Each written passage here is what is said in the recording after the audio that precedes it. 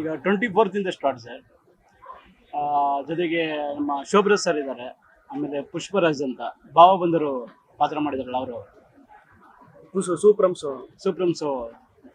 ಪುಷ್ಪರಾಜ್ ಅಂತ. ಸೊ ಈ ತರ ನಡೀತಾ ಇದೆ. ಮುಂದಿನ ದಿನಗಳಲ್ಲಿ ಇನ್ನೂ ತಿಳಿಸ್ತೀವಿ ಸರ್, ಇನ್ನೂ ಇಂಟ್ರೆಸ್ಟಿಂಗ್ ಕ್ಯಾರೆಕ್ಟರ್ಗಳೆಲ್ಲ ಇದೆ. ಅದೇ ಮೇಡಮ್ ಹಂಗೈತೆ ಸರ್, ನಾನು ಮಾತಾಡಿ. ಅದೇ ಮೇಡಮ್ ಹಂಗೈತೆ. ಆದಷ್ಟು ಬೇಗನೆ ಮಾಡ್ಬೇಕು ಅಂದ್ರೆ ಎಲ್ಲ ರೆಡಿ ಆಗ್ಬಿಟ್ಟೈತೆ. ಈಗ ನಾವು ಒಂದು 3-4 ತಿಂಗಳಿಂದ ಸ್ಕ್ರಿಪ್ಟ್ ವರ್ಕು ಇದೆಲ್ಲ ಮಾಡ್ಕೊಂಡಿರೋದ್ರಿಂದ, ಆಮೇಲೆ ಇದು CG ವರ್ಕು ಆ ಥರ ಏನಿಲ್ಲ ಮೇಡಮ್. ಪಕ್ಕ ಹಳ್ಳಿ, ಪಕ್ಕ ನಮ್ಮ ಮಂಡ್ಯ, ಮೈಸೂರು ಈ ಭಾಗದಲ್ಲಿ ನಡೆಯುವಂಥ ಕತೆ. ಆಮೇಲೆ ಅಂತ ವರ್ಕು CG ವರ್ಕು ಆ ಥರ ಏನಿಲ್ಲ.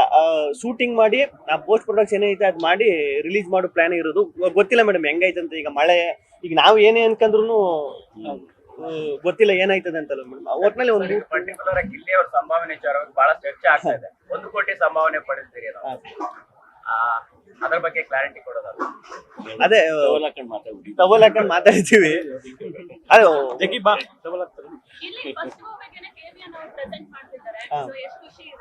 ಅದೇ ತುಂಬಾ ಖುಷಿ ಮೇಡಮ್, ನಿಜವಾಗ್ಲು ಅದು ಒಂದು ದೊಡ್ಡ ಸ್ಟ್ರೆಂತ್ ಅಂತ ಹೇಳ್ಬೋದು. ಈಗ KVN ಸಂಸ್ಥೆ ಎಲ್ರಿಗೂ ಗೊತ್ತೀಗ, ನಮ್ಮ ಇಂಡಿಯಾದಲ್ಲಿ KVN ಸಂಸ್ಥೆ ಅಂದ್ರೆ ಈಗ ಗೊತ್ತಿಲ್ಲದೆ ಎಲ್ಲಾ ಇದ್ರಲ್ಲೂ ಸಿನಿಮಾ ಮಾಡಿರೋದ್ರಿಂದ ನನಗೆ ದೊಡ್ಡ ಪ್ಲಸ್ ಆಯ್ತದು. KVN ಸಂಸ್ಥೆಯವರು ಇಷ್ಟು ಸಪೋರ್ಟ್ ಮಾಡ್ತಿರೋದು.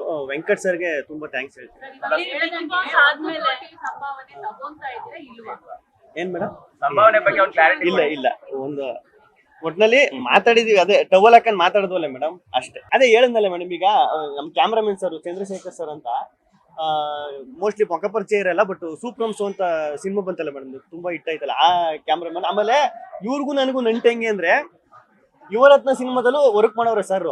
ನಾನು ಯುವರತ್ನ ಸಿನಿಮಾದಲ್ಲಿ ಆ ಡಿಪಾರ್ಟ್ಮೆಂಟ್. ನಾನು ಬಂದಾಗ ಫಸ್ಟ್ ಆಫೀಸಿಗೆ ಬಂದಾಗ ಸರ್ ಎಲ್ಲೋ ನೋಡೋನಿಲ್ಲ ಅಂತ ನಾನು, ನಮ್ಮ ಸೋಮಣ್ಣ ಮಾಚಿಮಾಡ ಸರ್ ಇದ್ರು ಗೊತ್ತಾ, ಸೇಮ್ ಅವ್ರ ತರನೇ ಅವ್ರು ಒಂಚೂರು. ನಾನು ಮೋಸ್ಟ್ಲಿ ಅದಕ್ಕೆ ಹೆಂಗ್ ಅನ್ನಿಸ್ತಾ ಇರ್ಬೋದೇನೋ, ಅವ್ರು ನೋಡಿದ್ದೀನಲ್ಲ ಅದಕ್ಕೆ ಹೆಂಗ್ ಅನ್ನಿಸ್ತಾ ಇರ್ಬೋದೇನೋ ಅಂದ್ಬಿಟ್ಟು ಫೋಟೋ ಎಲ್ಲ ತೋರಿಸ್ದೆ.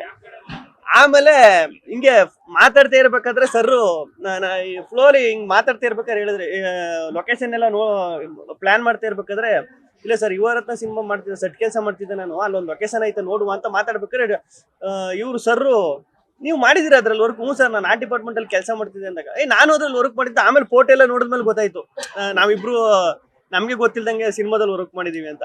ಆತರ ಹೇಳೋಕ್ಕಾಗಲ್ಲ. ನೀವು ಅದನ್ನ ಏನು ಹೊರಗಡೆ ಎಲ್ಲೋ ತರಬೇಡಿ, ಬೇರೆ ಮುಂದಿನ ದಿನಗಳಲ್ಲಿ ತಿಳಿಸ್ತೀವಿ, ಒಂದು ವಾರದಲ್ಲೇ ತಿಳಿಸ್ತೀವಿ. ಇಲ್ಲ ಮೇಡಮ್, ಇಲ್ಲ ಅದೇ ಅದ ಹಂಗೆ ಇರ್ಲಿ ಅಂತ. ಕಾವ್ಯ ಮೇಡಮ್ ಅಂತೂ ಅದ್ ಹಂಗೆ ಇರ್ಲಿ, ಆ ಸಸ್ಪೆನ್ಸ್ ಇದು. ಈಗ ಅದು ಖುಷಿಗಿಂತ ಜಾಸ್ತಿ ಭಯನೇ ಮೇಡಮ್. ಆಮೇಲೆ ನಾನು ಮುಂಚೆನೆ ಹೇಳ್ದಂಗೆ ಪಕ್ಕ ಇದು ಹೀರೋ ಆ ತರನು ಅಲ್ಲ ಮೇಡಮ್ ಇದು. ಈಗ ನಾನು ಈಗ ಕಾಮಿಡಿಯನ್ನೇ ಆಗಿದ್ರು ನನ್ನ ಪಾತ್ರ ಸಿನಿಮಾದಲ್ಲಿ ಒಬ್ಬ ಡೈರೆಕ್ಟ್ರು ಒಂದು ಕಾಮಿಡಿ ಪಾತ್ರಕ್ಕೆ ನಾನು ಯಾವ ತರ ಇದ್ ಮಾಡ್ತಿದ್ರು, ಸೇಮ್ ಅದೇ ತರ ಕ್ಯಾರೆಕ್ಟರ್ ಇರೋದು.